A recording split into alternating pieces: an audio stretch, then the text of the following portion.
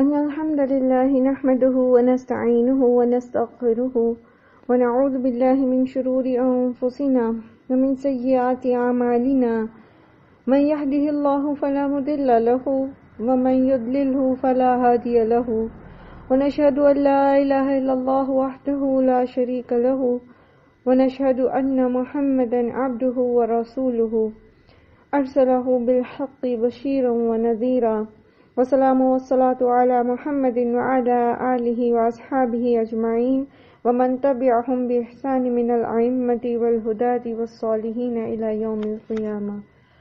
أما بعد فإن أصدق الحديث كتاب الله وخير الهدي هدي محمد صلى الله عليه وسلم وشر الأمور محدثاتها وكل محدثة بدعة وكل بدعة ضلالة وكل ضلالة في النار.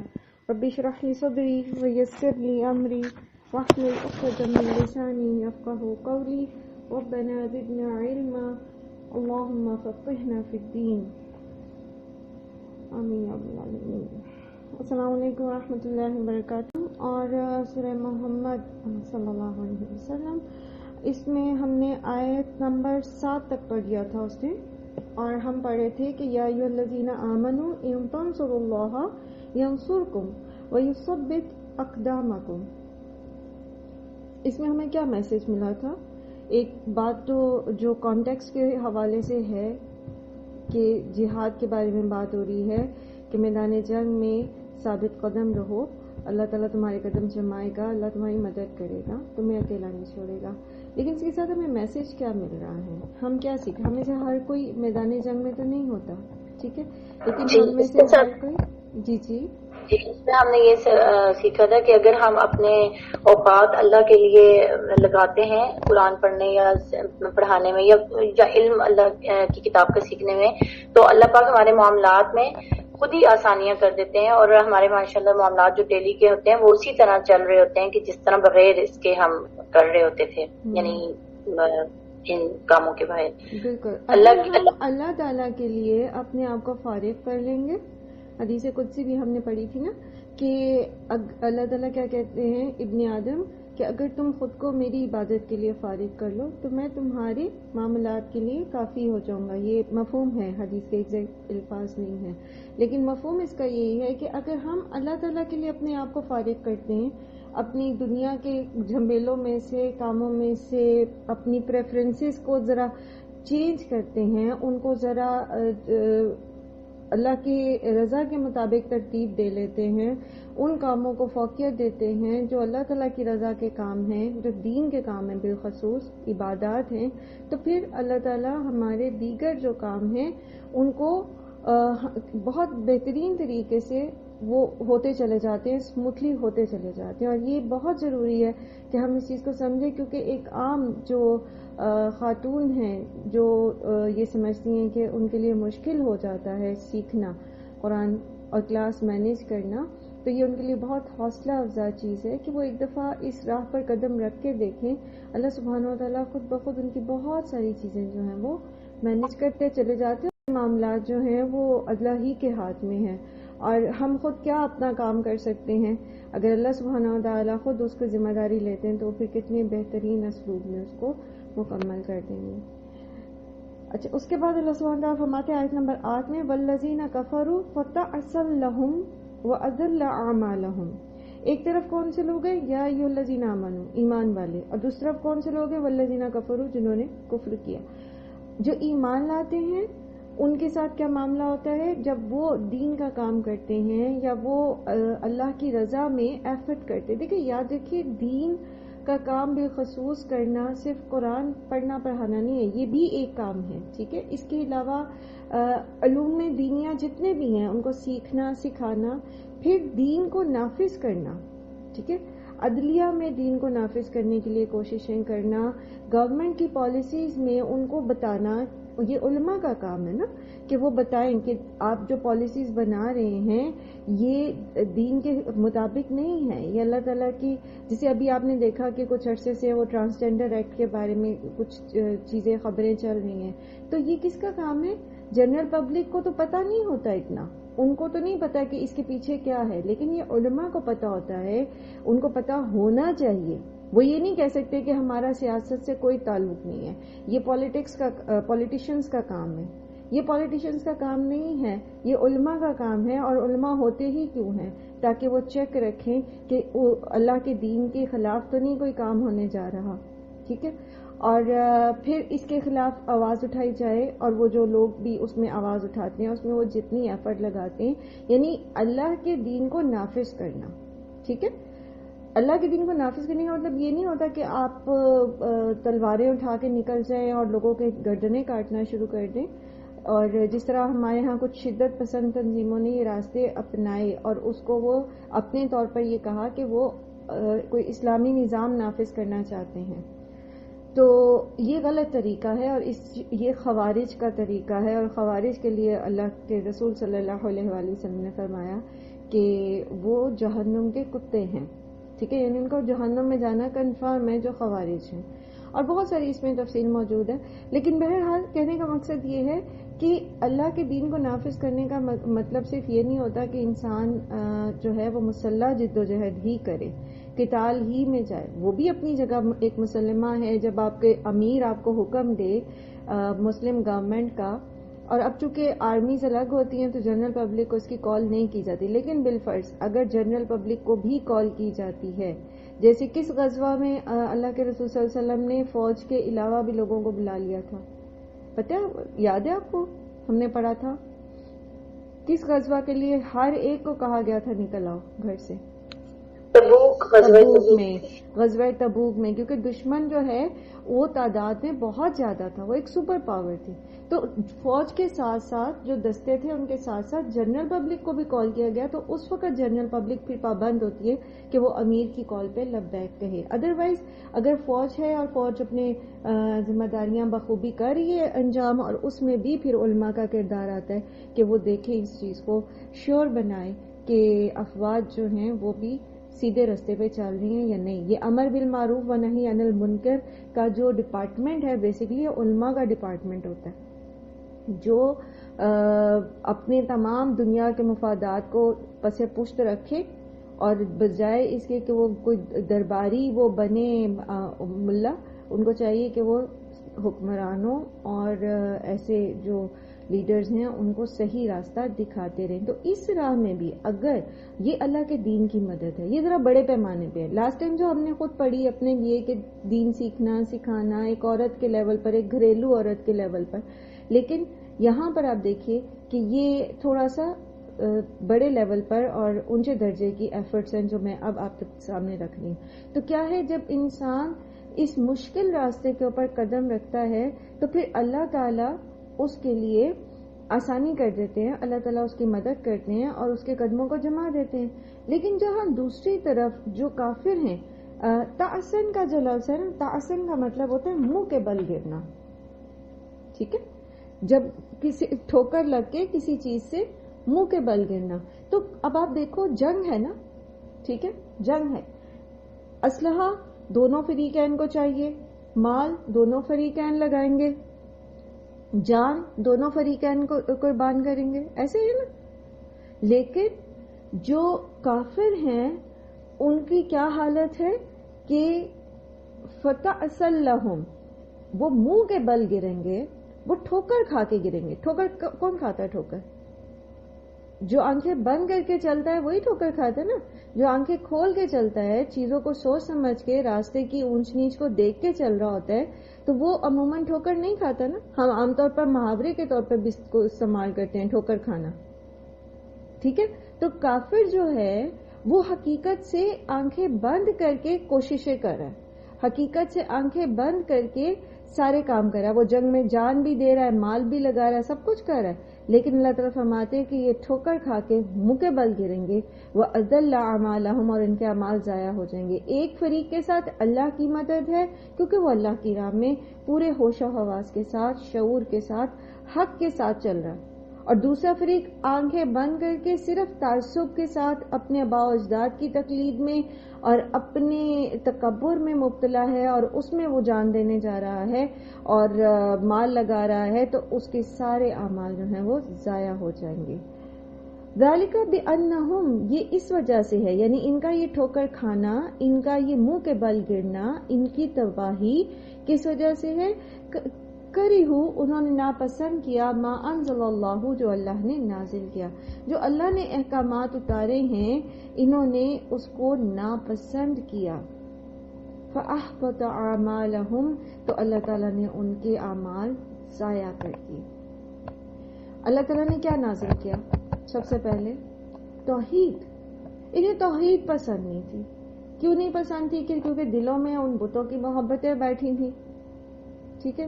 تو پھر توحید پہ ایمان کیسے لاتے؟ پھر ان کو قرآن کے احکامات پسند نہیں تھے، ان کو محمد صلی اللہ علیہ وآلہ وسلم بحیثیت انسان تو پسند تھے لیکن بحیثیت نبی نہیں پسند تھے، ٹھیک ہے؟ تو انہوں نے ناپسند کیا جو کچھ اللہ نے اتارا، بجائے اس کے کہ اس کو ایکسپٹ کرتے، اس پر غور و فکر کرتے، تدبر کرتے، اس کی روشنی میں اقدامات کرتے، سنبھل کے چلتے، آنکھیں کھول کے چلتے۔ انہوں نے اندھے بنے رہنا پسند کیا، اور جو روشنی، جو نور اللہ نے ان کی طرف اتارا تھا اس کو انہوں نے ناپسند کیا۔ تو نتیجتاً انہوں نے پھر جو بھی نیکی کے کام کیے تھے، جو بھی کیے تھے، چاہے وہ خانہ کعبہ کو کی صفائی ستھرائی کا کام تھا، اس کی مینٹیننس کا کام تھا، بہت بڑا کام ہے، مسجد تعمیر کرنا، مسجد کو آباد کرنا، مسجد کی دیکھ بھال کرنا جنت میں لے جانے والے کاموں میں سے ہے، لیکن ان کا وہ عمل ضائع۔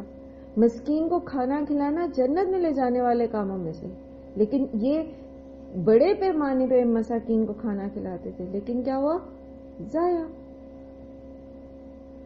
اسی طرح ان کی سخاوت، ان کا سچ بولنا، اب پتہ ہے کہ عرب جو تھے جھوٹ نہیں بولتے تھے۔ ابو سفیان جب کیسر کے دربار میں تھا تو اس نے کیا کہا کہ اگر مجھے یہ خدشہ نہ ہوتا کہ مجھے جھوٹا کہا جائے گا، لوگ مجھے جھوٹے کے نام سے یاد رکھیں گے، تو میں جھوٹ بول دیتا اور سچ نہ بتاتا وہاں پہ۔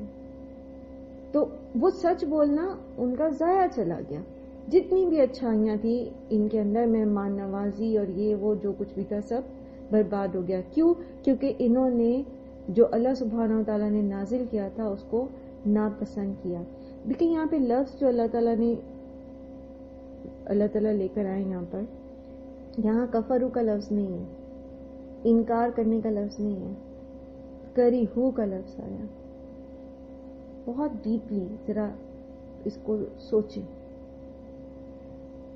کفر ایک بڑی چیز ہے نا، جسٹ انکار ہی کر دینا ایک بڑی چیز ہے، لیکن کراہت، ہم عام طور پر بہت سارے ایسے کام کو کراہت کے ساتھ ایکسپٹ کر لیتے ہیں جو اللہ کی نافرمانی کے ہوتے ہیں۔ ہم اپنی سوسائٹی میں بہت ساری چیزیں کراہت کے ساتھ جو ہے ایکسپٹ کر لیتے ہیں، تو کراہت معمولی چیز نہیں ہے۔ اللہ سبحانہ تعالیٰ فرما رہے ہیں کہ ان کی یہ کوششیں کیوں ضائع ہوئی، یہ منہ کے بل کیوں گرے ٹھوکر کھا کے، کیونکہ انہوں نے ناپسند کیا اس کو جو اللہ تعالیٰ نے نازل کیا۔ انکار کی سٹیج تو بعد میں آتی ہے کہ اس کو پلان کر کے انہوں نے انکار کیا، لیکن شروع میں انہوں نے پسند ہی نہیں کیا اس کو، تکبر کیا اس کے اوپر، تعصب کا شکار ہو گئے، سننا ہی نہیں چاہا، غور ہی نہیں کیا۔ ہمیں بھی اپنی زندگی میں دیکھنا چاہیے کہ ہم کن احکامات پر دل میں ایک مشکل محسوس کرتے ہیں جو قرآن میں موجود ہیں، جو سنت میں موجود ہے، اور ہمیں لگتا ہے او یہ کیا ہے، یہ تو بڑی مشکل بات ہے، اور ایک ناپسندیدگی کی کیفیت انسان کے اندر ایک دم سے پیدا ہوتی ہے۔ تو اس کو دھو ڈالیے، اللہ سے دعا کریں کہ اللہ تعالیٰ آپ بہترین فیصلہ کرنے والے ہیں نا، ہمیں آپ کے احکامات میں نہیں کسی قسم کی ناپسندیدگی، ہمارا شعور اس کو اگر ایکسپٹ نہیں کر پا رہا، آپ ہمیں اس میں راضی کر دیں، آپ ہمیں سمجھا دیں، آپ ہمیں گائیڈ کر دیں۔ ہدایت تو بہرحال اللہ ہی دینے والا ہے نا۔ ایسا نہ ہو کہ ہم اپنے اعمال کو ضائع کرنے والے بن جائیں۔ ہم کیسے اپنے اعمال کو ضائع کریں گے؟ کراہت کی وجہ سے۔ اللہ تعالیٰ کے کسی بھی حکم یا کسی بھی اللہ تعالیٰ کی جو شریعت ہے اس میں کسی بھی معاملے میں اگر ہمارے اندر ناپسندیدگی کی کیفیت آتی ہے تو وہ ہماری نیکیوں کو ضائع کر دیں گی نا۔ ہم اللہ تعالیٰ کی بات کو ناپسند کرنے کی جرات کر رہے ہیں۔ ٹھیک ہے شیطان اور نفس اس طرح کے وسوسے ڈالتا ہے، جب تک ہم زبان پر نہ لے کر آئیں تو اس پر پکڑ نہیں ہے، لیکن پھر بھی اللہ تعالیٰ سے اس چیز کے لیے دعا کرتے رہنا چاہیے کہ اللہ تعالیٰ ہمارے سینے کھول دے. ربی اشرح لی صدری، اللہ پاک دین کے لیے، اسلام کے لیے ہمارے سینوں کو کھول دے، ہمیں باتیں چیزیں سمجھ آنی شروع ہو جائے، اور پھر اللہم ارنا الحق حقا وارزقنا اتباعہ، جو حق ہے وہ حق نظر آئے، جو باطل ہے وہ باطل نظر آئے، حق میں پیروی میں ہمیں مشکل نہ ہو اور باطل سے بچنے میں ہمارا نفس جو ہے وہ مشکلات کھڑی نہ کرے. افلم یسیروا فی الارض، پھر کیا نہیں وہ گھومے پھرے زمین میں، فینظروا کیف کان عاقبۃ الذین من قبلہم، کہ وہ دیکھتے کہ کیا ہوا تھا انجام ان لوگوں کا جو ان سے پہلے تھے، جنہوں نے ان سے پہلے انبیاء کا رسولوں کا انکار کیا، ان کا کیا انجام ہوا تھا. دمر اللہ علیہم، ہلاکت ڈال دی اللہ نے ان پر، وللکافرین امثالھا، اور کافروں کے لیے اس جیسی ہی سزائیں ہیں. یہاں لفظ آیا ہے امثالھا، مثال. امثال مثال کی جمع ہوتی ہے، مثل کی جمع امثال ہوتی ہے، امثال. ٹھیک ہے، تو یہاں پر اس سے مراد سزائیں کیوں ہیں؟ یعنی پیچھے دمرا سے ہا کی جو ہے ضمیر کس طرف اشارہ کریے؟ دمرا کی طرف. ٹھیک ہے، ہلاکت کی طرف. تو کافروں کے لیے ایسی ہی ہلاکتیں ہیں. ٹھیک ہے، یعنی مثل جیسے یہ پچھلی قوموں کے ساتھ ہوا ویسے ہی ان کے ساتھ بھی ہوگا. ذالکہ، یہ بأن اللہ، بوجہ اس کے ہے کہ بے شک اللہ مولا الذین آمنوا، مددگار ہے ان لوگوں کا جو ایمان لائے، وأن الکافرین لا مولا لہم، اور بے شک کافر نہیں ہے کوئی بھی ان کا مددگار. احد کے میدان میں نبی صلی اللہ علیہ وآلہ وسلم جب زخمی تھے اور چند صحابہ کے ساتھ ایک گھاٹی میں نیچے کی طرف ٹھہرے ہوئے تھے، تو ابو سفیان جب آیا دیکھنے کے لیے کہ کون زندہ ہے اور کون جو ہے وہ قتل ہو چکا ہے، تو اس نے وہاں کھڑے ہو کر نعرہ لگایا تھا کہ لنا عزا ولا عزا لکم، کہ ہمارے لیے عزا ہے اور تمہارے لیے کوئی عزا نہیں ہے. تو اس پر نبی صلی اللہ علیہ وآلہ وسلم نے صحابہ سے فرمایا کہ اسے جواب دو، اللہ مولانا ولا مولا لکم، اللہ ہمارا دوست اللہ ہے، اللہ ہمارا مددگار ہے، وہ ہمارے ساتھ اور تمہارے ساتھ تو کوئی بھی نہیں.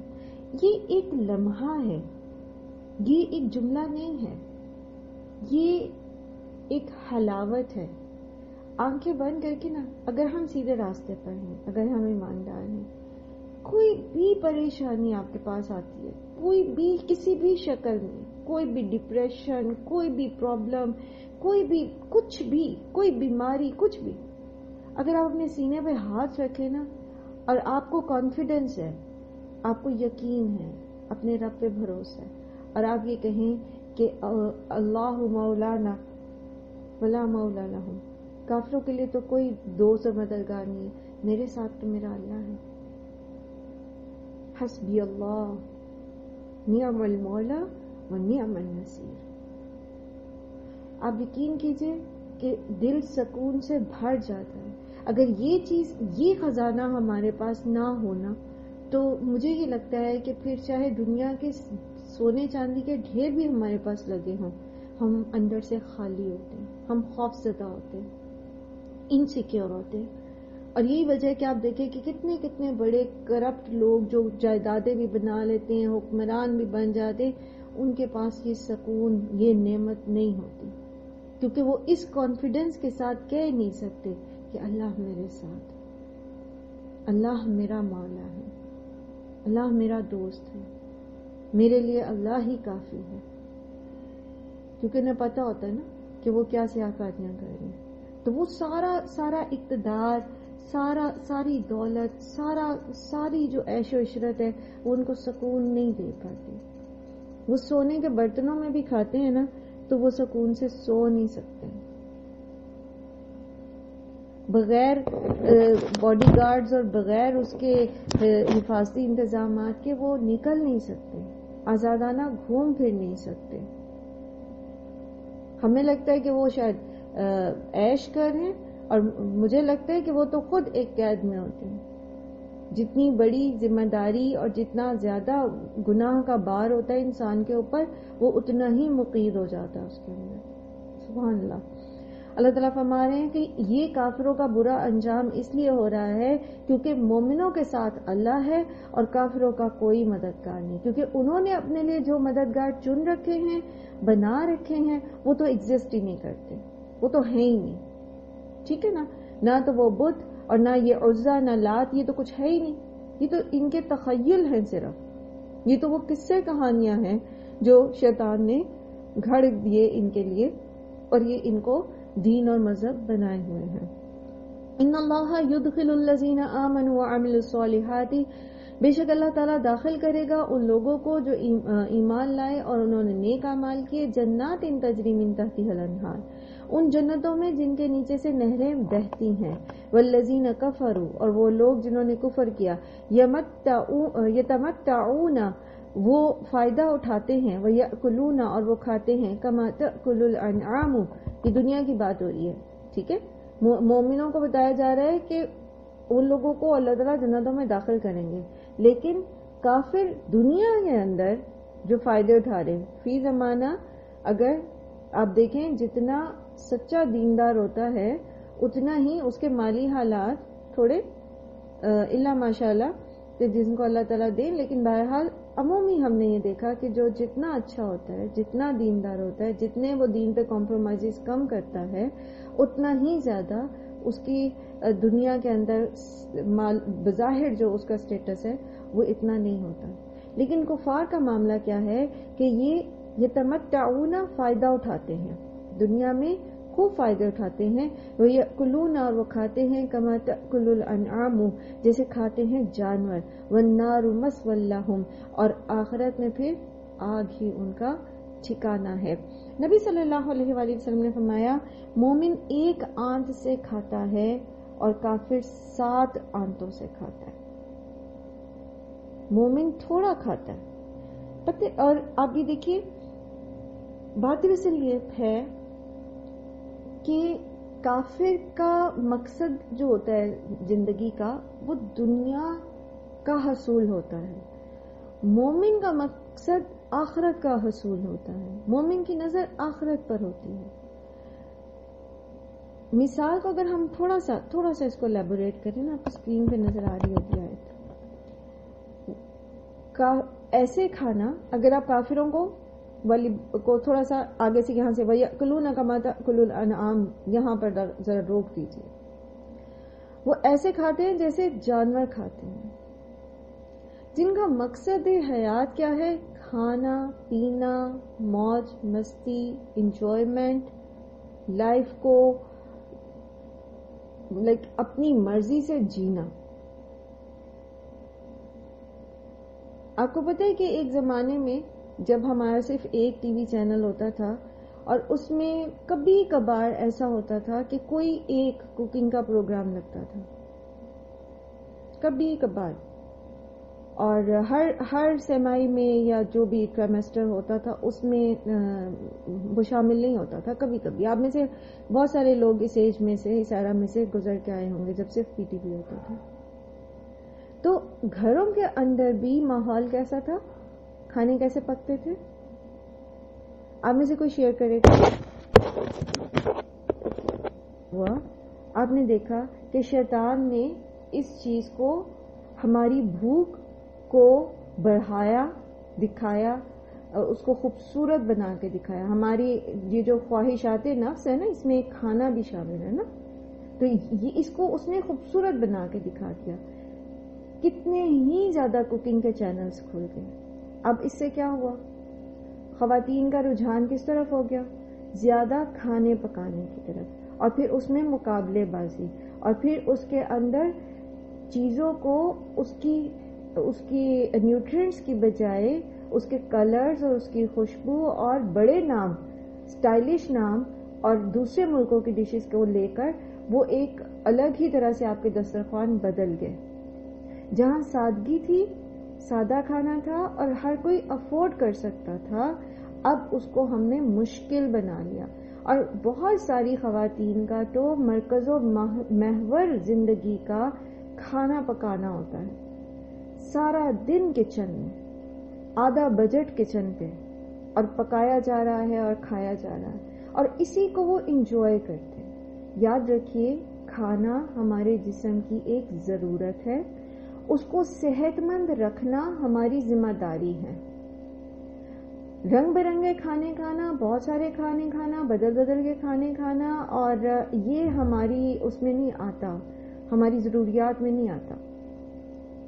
جتنا سادہ کھائیں اتنا ہی ہم ہیلدی رہتے ہیں، اور جتنا ہم ہیلدی رہیں گے اتنی ہی ہم اچھے طریقے سے عبادات کر سکیں گے، اتنا ہی ہمارا دماغ جب اس کو پراپر نیوٹرینٹس ملیں گے تو وہ صحیح کام کرے گا، اتنا ہی ہمارا ہارٹ جو ہے وہ ہیلدی رہے گا، اور ہم زیادہ اچھے سے نیکیاں کر سکیں گے۔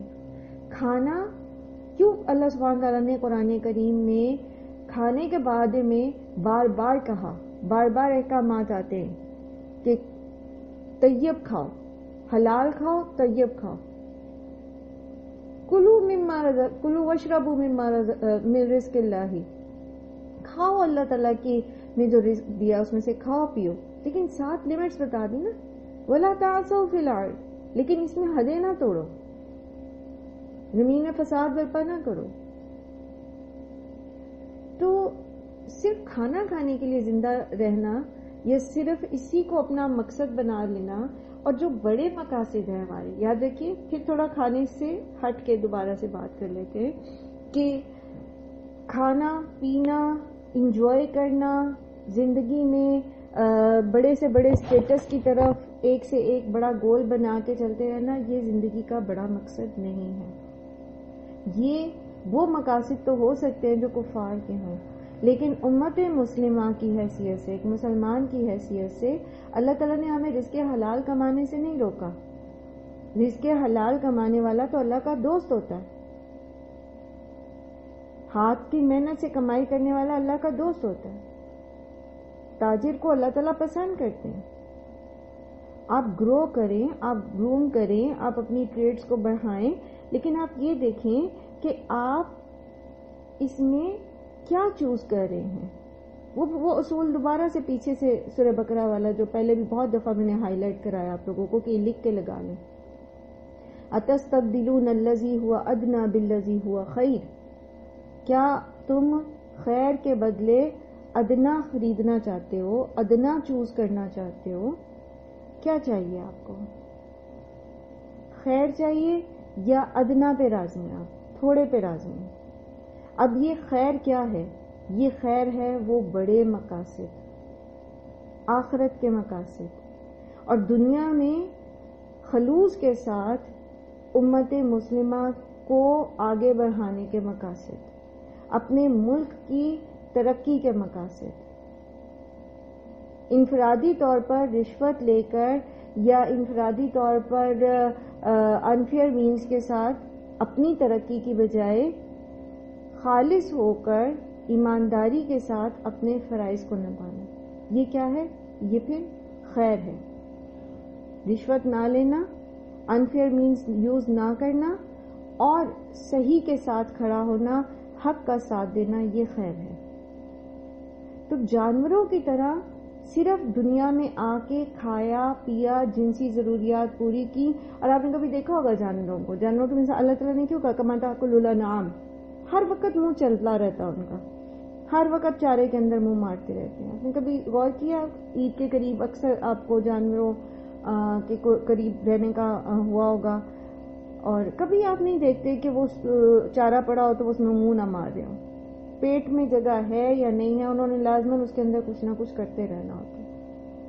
تو ہر وقت کھانا، ہر وقت کھانا پینا، میرا مطلب ہمیں، مجھے لگتا ہے کہ ہماری زندگیوں میں کوئی بڑے مقاصد ہیں ہی نہیں، اور جب ہماری زندگیوں میں بڑے مقصد نہیں ہوتے تو پھر ہم ایسی ہی زندگی گزار کے دنیا سے چلے جاتے ہیں جیسے جانور گزار کے جاتے ہیں۔ کہنے کو تو ہمارے نام انسانوں والے ہیں، مسلمانوں والے ہیں، لیکن ہماری زندگی ویسی ہی ہوتی ہے جیسے کسی بھی گائے بھینس یا بکرے کی ہوتی ہے۔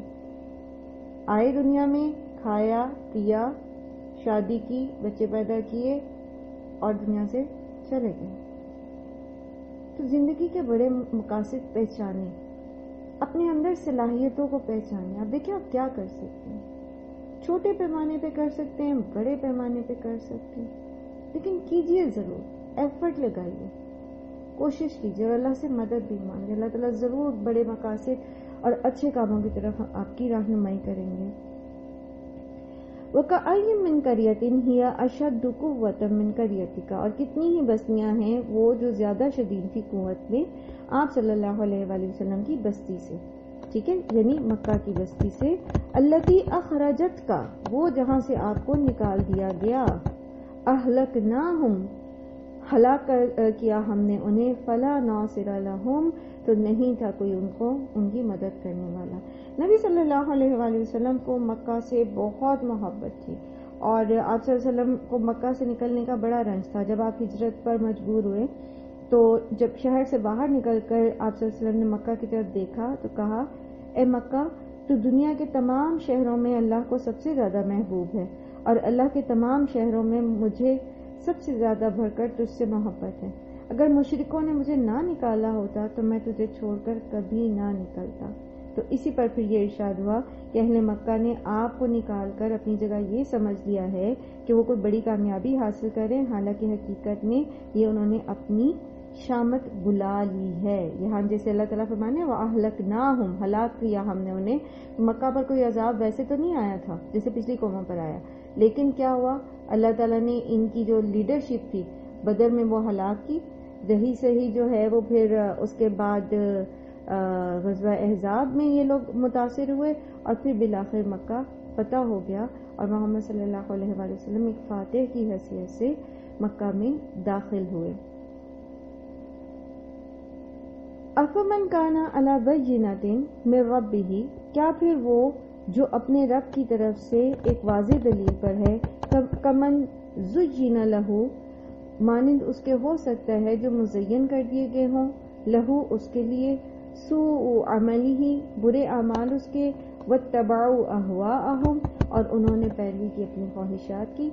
کمپیریزن ہے, اور یہ کمپیریزن پیچھے بھی ہم پڑھ کے آئیں گے. ہم اللہ تعالیٰ فرماتے ہیں افمن یعلم, کیا پھر وہ جو جانتا ہے, انما انزل الیک, کہ بے شک وہ چیز جو نازل کی گئی ہے آپ کی طرف, من ربک, آپ کے رب کی طرف سے, الحق, وہ حق ہے, کمن ہوا اعمی, وہ ایک اندھے کی طرح ہو سکتا ہے. وہ جو جانتا ہے کہ جو اللہ سبحانہ وتعالیٰ نے آپ پر نازل کیا ہے وہ حق ہے, درست ہے, کیا وہ ایک اندھے کی طرح ہو سکتا ہے جسے کچھ پتہ نہ ہو؟ یعنی جس کے پاس علم ہے اس کو تو اللہ تعالیٰ بینا کہہ رہے ہیں, دیکھنے والا کہہ رہے ہیں, اور جس کے پاس علم نہیں ہے قرآن کا اس کو اللہ تعالیٰ اندھا کہہ رہے ہیں. تو کیا یہ دونوں برابر ہو سکتے ہیں؟ پھر اسی طرح ایک اور جگہ اللہ تعالیٰ فرماتے ہیں لا یستوی اصحاب الجنتی اصحاب الناری و اصحاب الجنتی, اصحاب الجنتی هم الفائزون, آگ میں جانے والے اور جنت میں جانے والے برابر نہیں ہو سکتے, کیونکہ جنت میں جانے والے کامیاب لوگ ہیں. تو یہاں بھی اللہ تعالیٰ یہی فرما رہے ہیں کہ وہ جس کے پاس اپنے رب کی طرف سے واضح دلائل ہیں, یعنی محمد صلی اللہ علیہ وآلہ وسلم اور ان کے ساتھی, ان کی طرح ہو سکتے ہیں جن کے برے اعمال شیطان نے سجا کے سامنے کر دیے اور وہ ان کے پیچھے چلتے چلے جا رہے ہیں. وَاتَّبَعُوا أَهْوَاءَهُمْ, اپنی خواہش نفس کے پیچھے چلتے چلے جا رہے ہیں. یہ جو پیچھے ان کے منہ کے بل گرنے کی بات ہوئی ہے تو اس کی وجہ بھی تو یہی تھی نا, کیونکہ یہ اپنی خواہش نفس کے پیچھے چلنے والے لوگ ہیں, بجائے حق کو مان کے چلنے والے. شیطان برائی کو مزین کر کے اسی کو دکھاتا ہے جو اس کی طرف اٹریکٹ کرنے والا ہوتا ہے, جس کے اندر یہ پوٹینشیل ہوتا ہے کہ وہ اپنی خواہش نفس کے پیچھے چلے گا. شیطان اسی کو پھر اس کی برائیاں خوبصورت کر کے دکھاتا ہے تاکہ وہ جلدی اس کی طرف مائل ہو جائے. بیسیکلی اس میں بھی ان کی جو خواہش نفس کی پیروی ہے وہی پیچھے جو ہے وہ عمل فرما ہے. مثل الجنت التی وعد المتقون, اور وہ لوگ جو جنت میں جائیں گے ان کی اس جنت کی مثال ایسی ہے جس کا وعدہ متقین سے کیا گیا ہے. وہ کیسی ہے؟ فیہا انہار, اس کے اندر نہریں ہیں, من معین, پانی کی, غیر آسن, نہیں ہے بدلنے والا. ہم سب کو پتہ ہے کہ پانی جو ہے وہ گدلا بھی ہو جاتا ہے, پھر یہ کہ جو کھڑا ہو اگر پانی تو اس کی اسمیل بھی چینج ہو جاتی ہے. پھر مختلف علاقوں میں ہم دیکھتے ہیں کہ پانی جو ہے اس کا ذائقہ جو ہے وہ مختلف ہوتا ہے، لیکن جنت کی جو نہریں ہیں اس کا نہ مزہ بدلے گا، نہ رنگ بدلے گا، نہ اس میں کسی قسم کی بو پیدا ہوگی، اور نہ ہی اس میں کسی قسم کی ایسی ریت اور مٹی یا نباتات کی کوئی آمیزش ہوگی جس سے اس کا رنگ وغیرہ بدل جائے. وَأَنْهَارٌ مِّن لَبَنٍ، اور نہریں ہیں دودھ کی، لم يتغیر طعمہ، اور نہیں تبدیل ہوگا اس کا مزہ. یہ جو دودھ کی نہریں ہیں یہ ایسا دودھ نہیں ہے کہ اس میں سے اگر آپ سوچیں کہ دودھ کہاں سے آئے گا نہر میں، تو یہ جنت کی جاری نہریں ہیں. ایسا نہیں کہ جانوروں کے تھنوں سے نکال کے دودھ اس میں کہیں سے ڈالا جا رہا ہے، نہیں. جیسے پانی ایک فطری طور پر قدرتی طور پر نکلتا ہے اور بہتا چلا جاتا ہے، اسی طرح دودھ کی بھی نہریں ہوں گی، اور کیسا ہوگا؟ جو خراب نہیں ہوگا. وَأَنْهَارٌ مِّنْ خَمَرٍ لَذَّةٍ لِّلشَّارِبِينَ، اور شراب کی نہریں ہوں گی جس میں پینے والوں کے لیے لذت ہوگی. اور یہ جو شراب کا ذکر ہے، جنت میں جو شراب پلائی جائے گی، اس کا ذکر سورہ صافات میں بھی آتا ہے، اور کہ اس کے پینے سے نہ تو جسم کو کوئی نقصان ہوگا، جیسے دنیا کی جو شراب ہے اس کی اسمیل بہت بری ہوتی ہے اور اس کا ذائقہ بہت بٹر ہوتا ہے. یہ تو ایک سمجھ لیجیے کہ ایڈکشن ہو جاتی ہے نا، نشہ ہو جاتا ہے اس کا، تو لوگ اس کو پیتے ہیں. یا وہ جو اس کو پینے کے بعد جو ایک کیفیت ہوتی ہے انسان کو ایک جو کیا اس کو کہیں گے، سرور کی کیفیت ہوتی ہے، اس کے لیے اس کا بٹر ٹیسٹ اور اس کی بٹر اسمیل جو ہے وہ اس کو برداشت کر لیتے ہیں. لیکن جنت میں جو شراب ہوگی تو اس کا نہ تو ذائقہ برا ہوگا، نہ اس کی بدبو ہوگی، اور نہ ہی پھر وہ جسم کو نقصان دے گی. دنیاوی جو شراب ہے سب سے پہلے تو لیور کو تباہ کر دیتی ہے، لیور ختم کر دیتی، اڑا دیتی ہے. اور بہت سارے اس کے علاوہ اس کے اوپر بہت ساری ریسرچ بھی ہو چکی ہے کہ کتنا زیادہ یہ نقصان دہ ہے.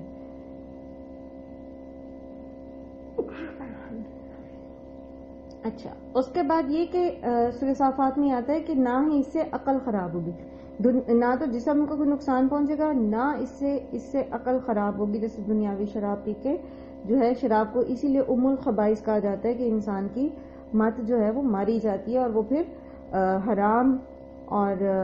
حرام میں بھی پھر وہ کسی حد تک رکتا نہیں ہے، آگے چلتا جاتا ہے. اسی طرح سورہ واقعہ میں بھی اس کا ذکر آیا ہے کہ نہ تو اس سے جو ہے وہ سر درد لاحق ہوگا اور نہ ہی آدمی بہکے گا. تو اس سے پتہ یہ چلتا ہے کہ جنت کی جو شراب ہوگی اس میں لذت تو ہوگی، سرور تو ہوگا، لیکن وہ انسان کو بہکائے گی نہیں، یا انسان کی عقل جو ہے وہ زائل نہیں ہوگی. وَأَنْهَارٌ مِّنْ عَسَلٍ مُّصَفًّى، اور نہریں ہیں شہد کی خوب صاف کیا ہوا، صاف ستھرا شہد. دنیا میں آپ جتنا بھی خالص شہد منگا لیں نا، مطلب مجھے اتفاق ہوا اس طرح کا کہ جی بہت کوشش کے ساتھ خالص شہد، جی یہ چھتے سے اتارا گیا شہد ہے، اور سم ٹائم چھتا تک جو ہے وہ لوگ دکھاتے ہیں اور آپ کے سامنے نکالتے ہیں، لیکن پھر بھی وہ مصفہ نہیں ہوتا. اس کے اندر ویکس ہوتی ہے، جو بھی ہانی بھی ویکس کے ساتھ اس کو کور کرتی ہے، وہ آ جاتی ہے لازماً، تھوڑی تھوڑی کہیں نہ کہیں اس کے اندر سے آتی ہے. پھر اسی طرح آپ دیکھیں کہ جب آپ اس میں سے نکالتے ہیں شہد کو چھتے میں سے، تو جو بیز ہوتی ہیں ان کی کچھ پاڑ یا کوئی ایسی چیزیں آتی ہیں. تو ایسا سارا یہ جو ہے، جو نہریں بہ رہی ہوں گی، سبحان اللہ. تصور کریں تو مجھے نا پیاری سی ایک گولڈن سے کلر کی نہر بنتی ہے میرے ذہن میں، جس میں شہد کا جو اپنا اوریجنل کلر ہوتا ہے نا، ایسا ڈفرینٹ مکھی جو ہوتی ہے اور جس پھول کا وہ شہد چنتی ہے اس کا رنگ اسی طرح کا ہوتا ہے، ڈارک بھی ہوتا ہے، لائٹ بھی ہوتا ہے، لیکن بہت خوبصورت سا ایک تصور ذہن میں ابھرتا ہے، اور بہتا ہوا شہد، سبحان اللہ. وَلَهُمْ فِيهَا مِنْ كُلِّ الثَّمَرَاتِ وَمَغْفِرَةٌ مِّن رَّبِّهِمْ، اور اس میں ہر طرح کے پھل ہوں گے ان کے لیے، اور ان کے رب کی طرف سے بخشش ہوگی. سب سے بڑی بات یہ کہ اس دن اللہ تعالیٰ یہ کہہ دیں گے کہ آج کے بعد میں تم سے کبھی خفا نہیں ہوں گا، کوئی ناراضگی کا ڈر. جب آپ کو یہ تسلی ہو جائے گی کہ اللہ تعالیٰ آپ سے ناراض ہی نہیں ہوں گے، اب جو چاہیں کر سکتے ہیں، اور یقیناً پھر جنت کے اندر انسان چاہے گا ہی وہ جو بہترین ہوگا، کیونکہ جنت میں بہترین لوگ جائیں گے، بہترین اخلاق والے، بہترین کردار والے، بہترین ایمان والے، اور جن کے اندر کچھ کمی بیشی ہوگی بھی تو اللہ تعالیٰ جنت میں داخل کرنے سے پہلے ہی وہ جو نہر ہے نا، میرے ذہن سے اس کا نام نکل گیا، میں نے آپ سے ذکر بھی کیا تھا، پل صراط کے بعد جو ایک نہر آتی ہے، اگر کنترا، تو اس کے اوپر جو ہے ایک اور بھی ذکر آتا ہے جہاں پر جنتیوں کو جو ہے وہ سارا ان کو وہ جب اس میں غسل کریں گے جس میں سے وہ سارے وہ صاف ہو جائیں گے، ان کے دلوں کے بھی میل صاف ہو جائیں گے اور سب کچھ، تو اس پر جو ہے جنت میں ہر چیز خوبصورت ہوگی، انسان بھی اور جو کچھ بھی ان کے اعمال ہوں گے، افعال ہوں گے وہ بھی خوبصورت ہوں گے۔ یہ وہ تھے، یہ ان کے لیے ہے جو متقین ہیں۔ کیا یہ برابر ہو سکتے ہیں؟ پیچھے والی آیت سے اس کو ریلیٹ کریں، اس کی طرح کے ہو سکتے ہیں کمن ہوا خالد فی النار، جو ایسی نہروں میں رہنے والی ہیں، ایسے باغوں میں رہنے والی ہیں، ایسے پھل کھانے والے جن سے اللہ راضی ہو چکا، جن کو اللہ تعالیٰ اپنا دیدار کرائیں گے، کیا وہ اور وہ شخص برابر ہو سکتا ہے جو ہمیشہ آگ میں جلنے والا ہے؟ وَسُقُوا مَاءً حَمِيمًا، اور جو پلائے جائیں گے کھولتا ہوا پانی، وَقَطَّعَ أَمْعَاءَهُمْ، جو ان کی آنتیں تک کاٹ دے گا۔ کیا ایسے لوگ برابر ہو سکتے؟ کیا ہم انجام کی فکر کیے بغیر ایسے لوگوں کے پیچھے آنکھیں بند کر کے بھاگتے چلے جائیں جو اپنی خواہش نفس کے پیچھے لگے ہوئے ہیں، جن کے ٹرینڈز، جن کے فیشنز، جن کی ساری کی ساری کوششیں صرف دنیا کے لیے ہیں، جن کے سارے اعمال اس لیے ہیں کہ وہ دنیا کمالیں، اور ہم ان کے پیچھے بھاگے چلے جا رہے ہیں آنکھیں بند کر کے ترقی کے نام پر اور لبرلزم کے نام پر اور فیشنیبل کہلانے کے نام پر۔ دیکھیں تو صحیح ان کا اینڈ کیا ہونے والا ہے۔ کیا یہ برابر، کیا یہ ہم اس چیز پر راضی ہیں؟ کیا ہم وہ نہریں اور وہ باغات اور وہ سکون اور وہ راحت اور وہ خوبصورتی اور اللہ کی رضا اس سب پہ کمپرومائز کر کے، کیا ہم اس چیز پہ راضی ہیں؟ کھولتا ہوا پانی۔ اگر کبھی ایسا احساس انسان کے اندر پیدا ہو کہ وہ کوئی ایسا کام کرنے جا رہا ہے جو اللہ کی ناراضگی کا ہے، جو گناہ میں آتا ہے، تو اس کو فوراً اس چیز کا تصور کر لینا چاہیے، اور تھوڑا سا اس کو پریکٹیکلی بھی، میں اکثر کہا کرتی ہوں اپنی کلاس میں، عورتوں کو تو بہت ہی آسان ہے جہنم کی گرمی کو تھوڑا سا ریئلائز کرنا، مرد تو خیر باہر نکلتے وہ بھی کر سکتے ہیں دھوپ میں جب گرمیوں میں باہر جاتے، لیکن جب آپ چولہے کے پاس کام کر رہے ہوتے ہیں، آگ کے بہت قریب ہوتے ہیں، شدید گرمی میں دم گھٹ رہا ہو کچن میں، کبھی تپتے ہوئے توے کے اوپر سوچیں کہ کیا میں اس کے اوپر ہاتھ رکھ سکتی ہوں روٹی ڈالنے کے بجائے؟ مجھے پتہ ہے یہ گرم ہے، یہ پوری طرح سے گرم ہے، تو میں دنیا کی اس آگ میں تو میں کمپرومائز نہیں کر سکتی کہ میں اس کے اوپر ہاتھ رکھ دوں۔ تو جہنم میں وہ کھولتا ہوا پانی، کبھی جب آپ چائے کا پانی رکھتے ہیں، قہوہ بنانے لگتے ہیں تو وہ کھولتا ہے، تو کبھی سوچیں کیا میں اس کو پی سکتی ہوں اس طرح کھولتے ہوئے کو؟ اس تکلیف کا اندازہ کر کے دیکھیں۔ محمد علی کے بارے میں آتا ہے، محمد علی کلے جو وہ تھے باکسر تھے بہت فیمس، ان کے بارے میں آتا ہے کہ وہ کہتے ہیں اپنے ایک انٹرویو میں کہ میں اپنی جیب میں لائٹر رکھتا ہوں، اور میں سگریٹ نہیں پیتا لیکن میں اپنی جیب میں لائٹر رکھتا ہوں۔ تو میزبان نے پوچھا کہ کیوں؟ تو انہوں نے کہا جب بھی کوئی گناہ کرنے کا خیال میرے دل میں آتا ہے نا تو میں یہ لائٹر جلاتا ہوں اور اس کے اوپر اپنا ہاتھ کرتا ہوں، اور میں کہتا ہوں اپنے آپ کو کہ محمد یہ آگ تو تم برداشت نہیں کر سکتے ہو،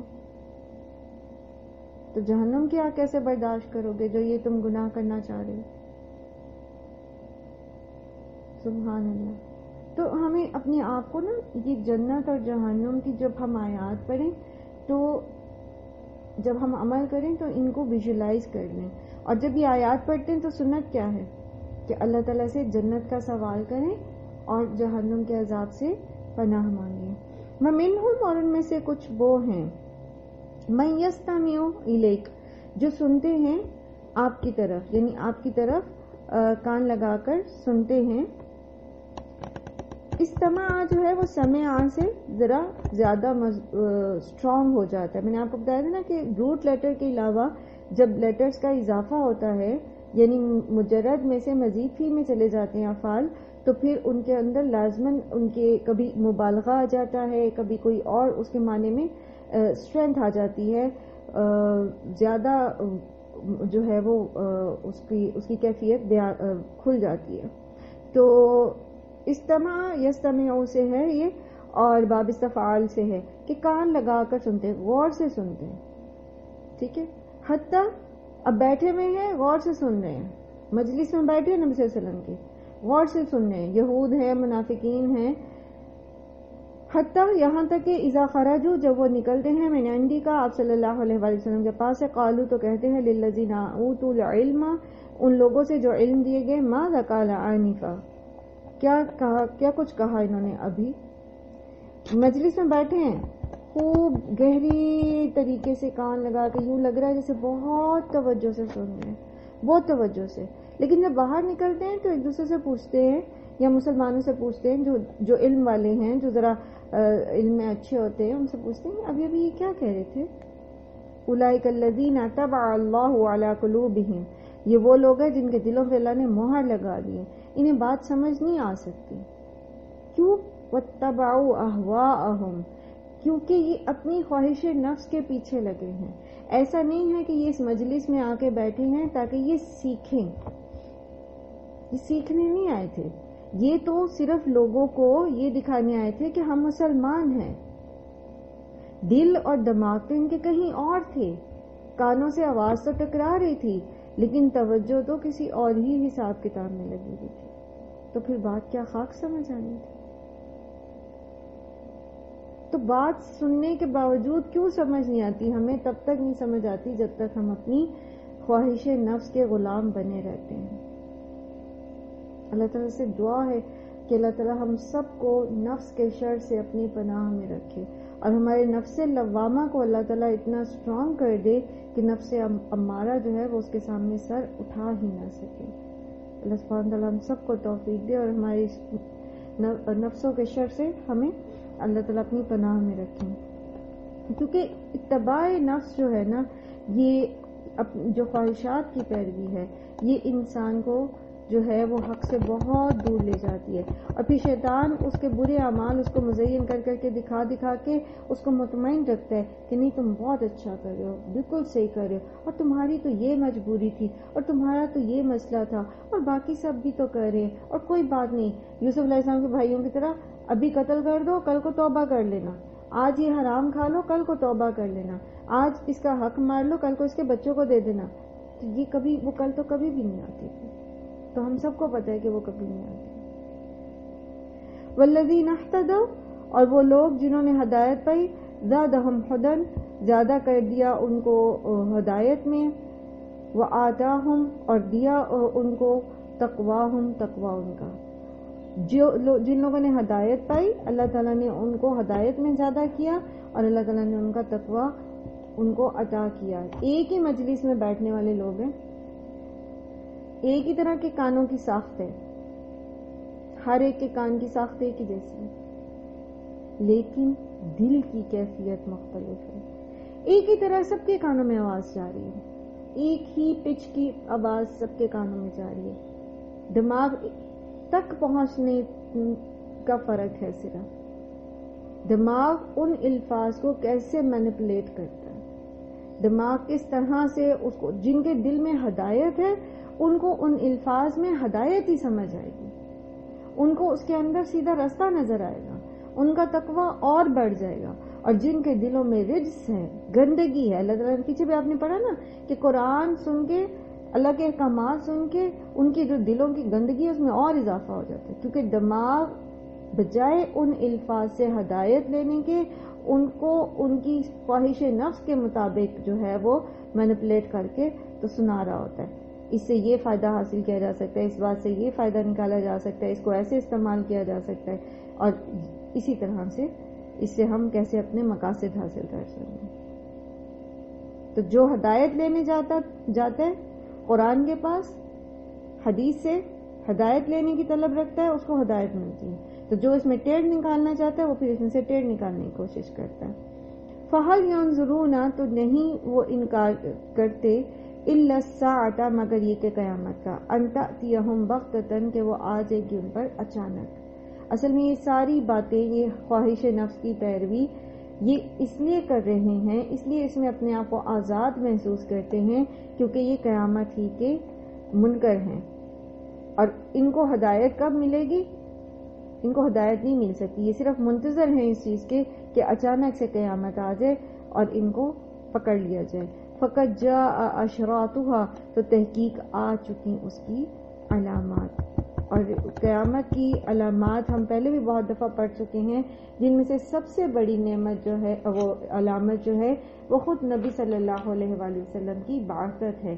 آپ صلی اللہ علیہ وآلہ وسلم نے فرمایا اپنی 2 انگلیوں کو شہادت کی اور دوسری انگلی کو کھڑے کر کے کہ بعثت انا والساعۃ کہاتین، کہ مجھے اور قیامت کو اس طرح بھیجا گیا ہے، یعنی دونوں انگلیوں کی طرح ساتھ ساتھ.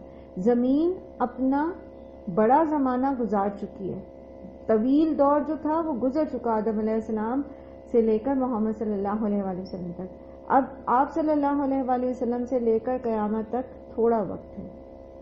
ٹھیک ہے.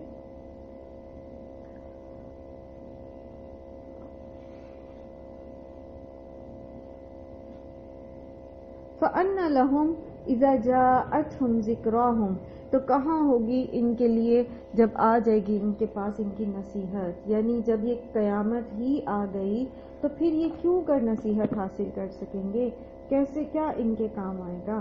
وہ جیسے ایک اور جگہ آتا ہے نا قرآن کریم میں کہ یومئذ یتذکر الانسان وان لہ الذکریٰ، سورہ فجر میں، کہ اس دن انسان کو سمجھ آ جائے گی، عقل آ جائے گی.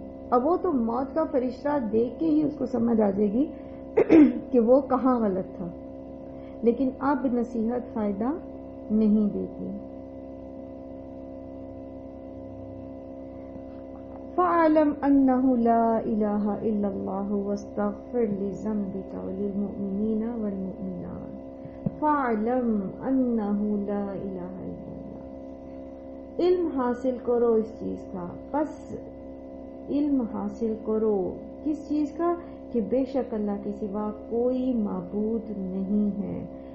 جب تک ہم توحید کا علم نہیں سیکھیں گے، جب تک ہمیں شرک کے بارے میں پتہ نہیں ہوگا کیا کیا چیزیں شرک ہیں، تو ہمارا ایمان پورا کیسے ہوگا. لا الہ الا اللہ کہنے کا جب ہمیں مفہوم ہی نہیں آتا ہوگا، جب ہمیں اس کا فلسفی ہی نہیں پتا ہوگی. دیکھیں صرف لا الہ الا اللہ تو نہیں کہنا تھا نا، صرف کہنا ہوتا تو اللہ تعالیٰ یہ کیوں کہتے فَاعْلَمْ، علم حاصل کرو اس کے بارے میں، سیکھو اس کو، سمجھو اس کا مطلب کیا ہے لا الہ الا اللہ. اس میں جو لا ہے نا، دیکھیں عرب جو تھے ان کو کیا تکلیف تھی کہ وہ کہہ دیتے کہ لا الہ الا اللہ. اللہ کو معبود تو مانتے ہی تھے نا، لیکن وہ لا الہ الا اللہ نہیں کہتے تھے، کیونکہ جو لا ہے نا اس میں یہ لائے نفی جنس ہے. لائے نفی جنس سے کیا مراد ہے؟ یعنی معبود کی جنس کے، معبود کے نام پر جو کچھ بھی ہے وہ سب معبود نہیں ہے سوائے اللہ کے. جس کی عبادت کوئی کر رہا ہے، جس کی کوئی عبادت کر رہا ہے وہ سب غلط ہے، صرف اللہ معبود برحق ہے. اس لیے تو ان کی زبانوں سے لا الہ الا اللہ نہیں نکلتا تھا، کیونکہ ان کو اپنے جو باطل عقائد تھے وہ چھوڑنے پڑتے. تو یہ سب سے ضروری علم ہے، سب سے ضروری. دیکھیں پہلے ذکر آ رہا ہے فَاعْلَمْ أَنَّهُ لَا إِلَهَ إِلَّا اللَّهُ، ٹھیک ہے. اس کے بعد ذکر آ رہا ہے وَاسْتَغْفِرْ لِذَنبِكَ وَلِلْمُؤْمِنِينَ وَالْمُؤْمِنَاتِ. تو پہلے علم کا ذکر ہے، پھر عمل کا ذکر ہے. عمل بغیر علم کے کتنا نقصان دہ ہو سکتا ہے، کتنا جہالت پر مبنی ہو سکتا ہے یہ ہم سب جانتے ہیں. قرآن سیکھنے سمجھنے کے بعد کا عمل اور اس سے پہلے کے ہمارے اعمال، بہت فرق ہے اس میں. اللہ تعالیٰ ہمیں توفیق دے کہ جو بھی ہم علم سیکھتے ہیں ہم اس پر عمل بھی کر سکیں. تو پہلے علم کا حصول ضروری ہے. پھر کیسے لوگ بغیر سیکھے بغیر سمجھے ساری زندگیاں صرف سنے سنائے دین پر گزار دیتے ہیں اور اس چیز کی ضرورت ہی محسوس نہیں کرتے کہ یہ فریضہ ہے اپنے دین کے بارے میں سیکھنا، اور خاص طور پر توحید کے بارے میں علم سیکھنا کہ توحید کیا ہے، توحید الوہیت کیا ہے، توحید ربوبیت کیا ہے، توحید فی اسماء و صفات کیا ہے. اگر یہ سالڈ علم، صحیح علم قرآن و سنت کی روشنی میں ہمارے ایک ایک بچے کے اندر پیدائش کے ساتھ ہی اس کو فیڈ کرا دیا جائے تو پھر جو شرک ہمارے معاشرے میں نظر آتا ہے ہر دوسری گلی میں وہ نہ ہو. وہ کیوں ہے؟ کیونکہ ہم نے علم ہی نہیں دیا اپنے بچوں کو، پیدائشی طور پر نسلوں کو لا الہ الا اللہ کا علم ہی نہیں ہے، اور سنی سنائی باتوں کو بس نسل در نسل ہم نے دین بنایا ہوا جیسے مشرکین مکہ نے بنایا ہوا تھا. انہوں نے بھی تو کوئی غور و فکر نہیں کیا نا، انہوں نے بھی تو قرآن کی دعوت پہ کان نہیں دھرے، تو انہیں بھی پتہ نہیں چلا کہ لا الہ الا اللہ کا کیا مطلب ہوتا ہے. اور پھر وَاسْتَغْفِرْ لِذَنْبِكَ وَلِلْمُؤْمِنِينَ وَالْمُؤْمِنَاتِ نبی صلی اللہ علیہ وآلہ وسلم سے کہا جا رہا ہے. اور بات یہ نہیں ہے کہ کوئی قصور ہوا تھا آپ صلی اللہ علیہ وسلم سے، بات دراصل یہ ہے کہ دین ہمیں یہ اخلاق سکھا رہا ہے کہ کوئی بھی شخص وہ اپنے رب کی بندگی اور عبادت بجا لانے میں، دین کی خاطر جان لڑا دینے میں جو بھی وہ ایفرٹ کرتا ہے، جو بھی وہ کام کرتا ہے، وہ کبھی بھی اس ظلم کا شکار نہ ہو کہ مجھے جو کچھ کرنا چاہیے تھا وہ میں کر چکا ہوں. کبھی بھی ہماری عبادات، ہماری شکر گزاری کافی نہیں ہو سکتی، وہ ضرور کہیں نہ کہیں کمی رہ جائے گی. کیسے رہ جاتی ہے کمی؟ جب ہم اللہ تعالیٰ کی نعمتوں کو ہی نہیں پہچانتے. اللہ تعالیٰ کی نعمتیں کیسی ہیں کہ ہر چیز کو اگر انسان گننے بیٹھے تو گن ہی نہیں سکتا. تو جب ہم اس کو شمار ہی نہیں کر سکتے تو پھر ہم اس کے شکر کا حق بھی ادا نہیں کر سکتے، چاہے ہم کتنا بھی جو ہے وہ کرتے رہیں شکر، حق البتہ ادا نہیں کر سکتے. اسی لیے اللہ تعالیٰ نے کوانٹٹی پہ جو ہے وہ فیصلہ نہیں کرنا، کوالٹی پہ کرنا ہے. تو کیا کرنا ہے پھر؟ استغفار. جتنی مرضی آپ تہجد گزار ہیں، جتنا مرضی آپ صدقات کرنے والے ہیں، جتنا مرضی آپ دین کا کام کرنے والے ہیں، جو کچھ بھی آپ کرنے والے ہیں، لیکن استغفار لازم. اللہ تعالیٰ ہمیں توفیق دے. واللہ یعلم متقلبکم ومثواکم، اور اللہ جانتا ہے چلنا پھرنا تمہارا اور ٹھکانہ تمہارا. یعنی ہر جو جن حالات سے تم لوگ گزر رہے ہو، یعنی دو ہی انسان کی ہوتی ہے نا فیزز، یا تو وہ چل پھر رہا ہوتا ہے، کوئی کام کر رہا ہوتا ہے، کوشش کر رہا ہوتا ہے، یا وہ بیٹھا ہوتا ہے آرام کر رہا ہوتا ہے، یا تو وہ باہر کام نپٹا رہا ہوتا ہے، یا وہ اپنے ٹھکانے پر اپنے گھر میں ہوتا ہے. ٹھیک ہے، تو اس کو یہ اس لیے کہا گیا کہ اللہ تعالیٰ آپ کے احوال کو جانتے ہیں. اب یہ سچویشن یاد کیجیے نا، ابتدائی زمانہ مدینے کا، بدر کی جنگ کا خطرہ اور یہ سارے کچھ جنگی احکامات وغیرہ ہیں. اس میں مسلمان جو ہیں وہ ابھی تیار نہیں ہیں، مالی طور پر بھی کمزور ہیں، نئی مملکت بنی ہے، نئی ذمہ داریاں ہیں، سارا کچھ ہے. لیکن اس میں بھی آپ دیکھیے کہ اللہ تعالیٰ کس چیز کی طرف توجہ دلا رہے ہیں. فَعَلَمَ أَنَّهُ لَا إِلَهَ إِلَّا اللَّهُ اور وَاسْتَغْفِرْ لِذَنبِكَ وَلِلْمُؤْمِنِينَ وَالْمُؤْمِنَاتِ. تو انسان اپنے حصے کا کام کرتا جائے، اللہ کی عبادت کے لیے اپنے آپ کو خالص رکھے، اللہ کے دین کے کام کے لیے خالص رکھے، اللہ تعالیٰ سے مدد مانگتا رہے، اللہ تعالیٰ سے توبہ استغفار کرتا رہے. باقی جو مسائل ہیں یہ ہم حل کر نہیں سکتے، یہ اللہ تعالیٰ ہی حل کریں گے. تو اللہ کے حوالے کریں اور خود اپنی نظر اپنی زندگی کے بڑے مقصد پر رکھیں. اللہ سبحانہ تعالیٰ ہمیں توفیق دے اور ہم بہترین طریقے سے اعمال کرنے والے ہوں. انشاءاللہ العزیز کل ہم اس سے آگے پڑھیں گے اور کل انشاءاللہ ہماری سورہ محمد جو ہے کوشش کریں گے کہ وہ انشاءاللہ مکمل ہو جائے گی. آخر الدعوانا ان الحمد للہ رب العالمین. سبحانک اللہم و بحمدک نشہد ان لا الہ الا انت نستغفرک و نتوب الیک. السلام علیکم و رحمۃ اللہ وبرکاتہ.